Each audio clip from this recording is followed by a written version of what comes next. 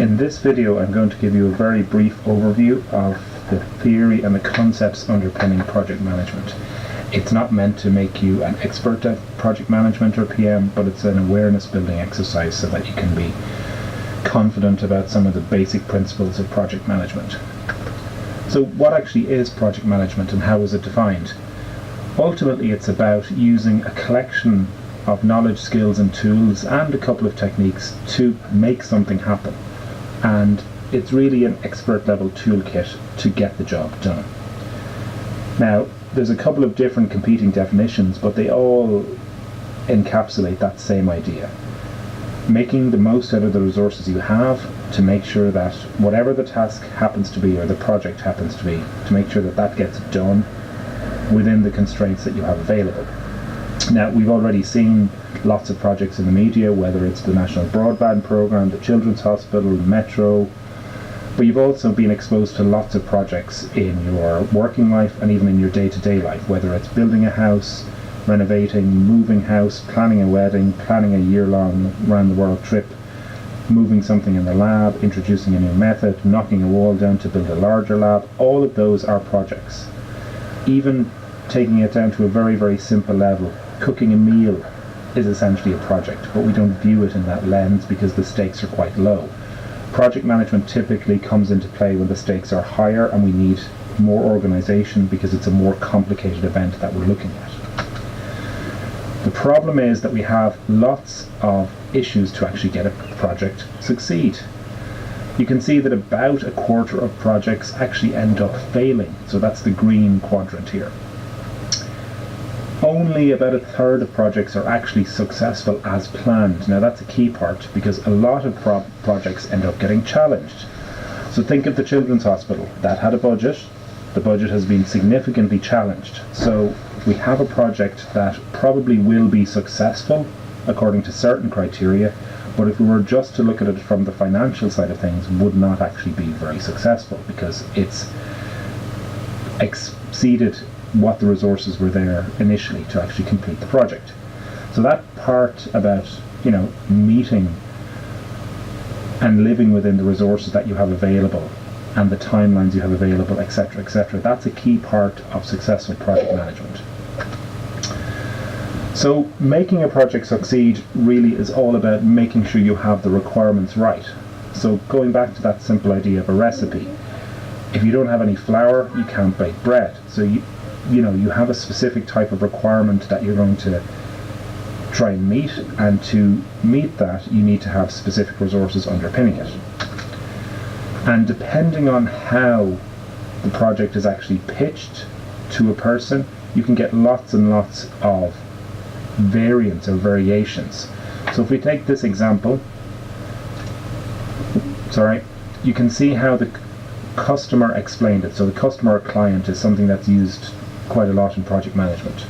So there was a bad explanation at the start. So if we look at the top left and then if we look at the bottom right, so this is actually what the customer wanted. So what the person wanted was a simple swing. However, they didn't explain it very well, and because the requirements weren't right, things got lost in translation along the way. So the various different people that are involved in it end up getting something slightly different. And because nobody was really 100% sure of what the requirements are, you get a significant drift in the project, and those drifts are actually a key point for where the project gets challenged. It's worth highlighting as well, the bottom left panel is how the project was documented, and that actually can be a very common issue where a project isn't completely documented to the right level. So if it's not documented at the right level, to the level you need it documented, that can actually be quite a difficult one, particularly if you have a complex technical project that needs that level of documentation. So if you want to make the project succeed, getting those requirements right is really important. And you really need to identify, as someone who might be leading a project, what everybody really wants from that project. You need to know that you really have consulted with people, you've engaged with all of the relevant stakeholders, so that when you commit the resources and effort and time and work to do the project, you're actually doing the right project. So again, let's take back that simple recipe idea. So you're baking bread, but the requirement was to bake brown bread, and you've not baked brown bread.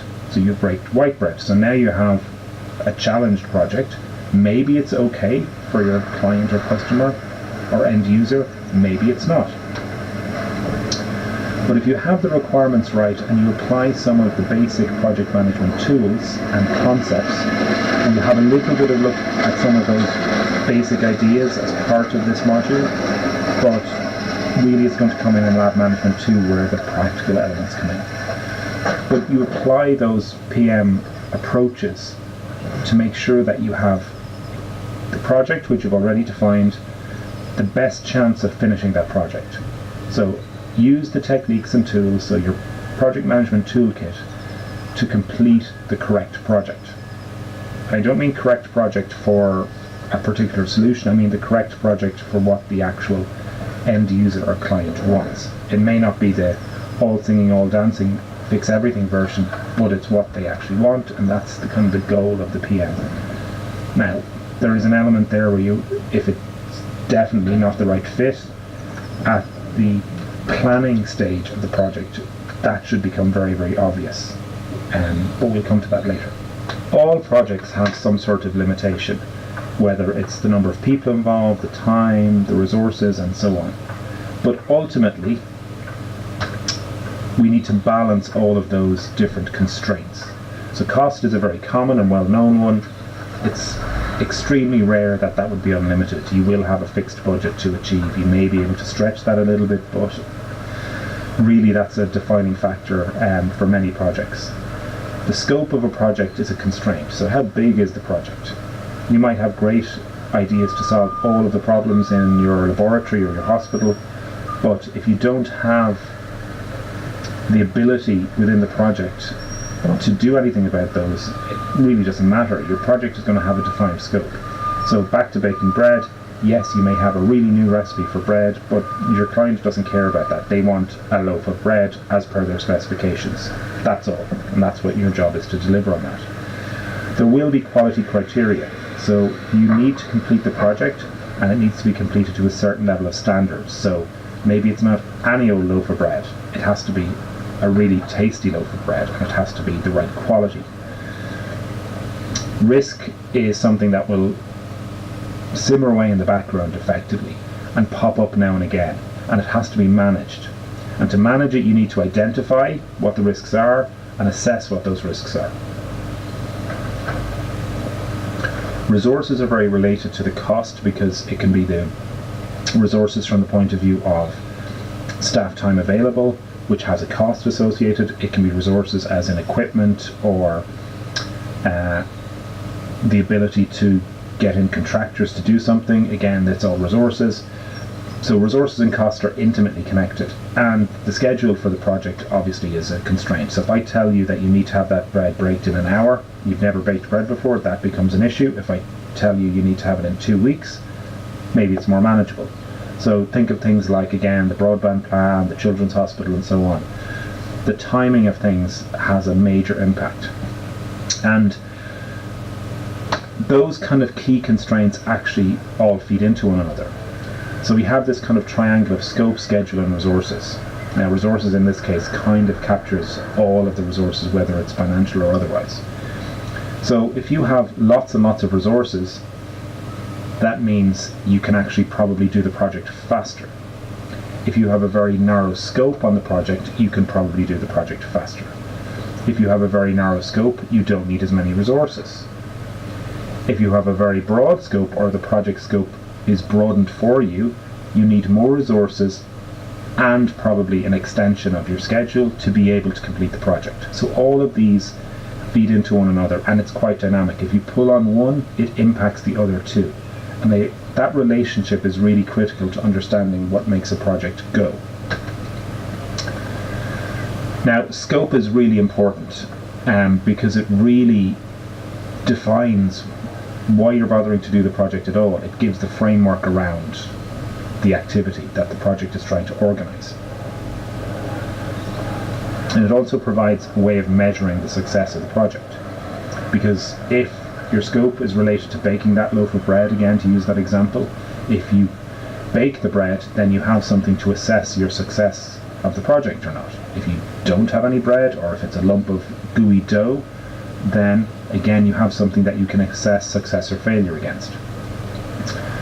Now, there is something called scope creep, and you may have heard of that term, and really it's when the initial scope of a project gradually starts to ooze outwards almost.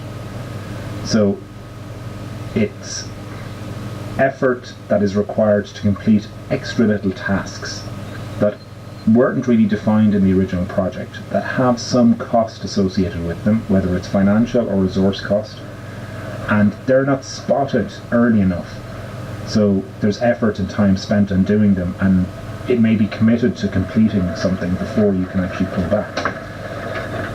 So again, maybe with the bread idea, it's, well, I don't want one big loaf, I want lots of small loaves, and then it's actually, no, I want the ones that have little decorations on top, oh, I want seeds added into it. So small changes that don't seem very important can actually have significant changes overall from the point of view of the effort that's required, the time that's required, or the resources that are required to complete the project. So here's a kind of an example of where scope creep, and it's just a silly cartoon related, where you have lad and lassie, to use the terminology of the cartoon, are planning their family, but scope creep hits. So their family is much bigger than either of them had planned individually, just because things slightly changed, small changes created knock-on effects down the line.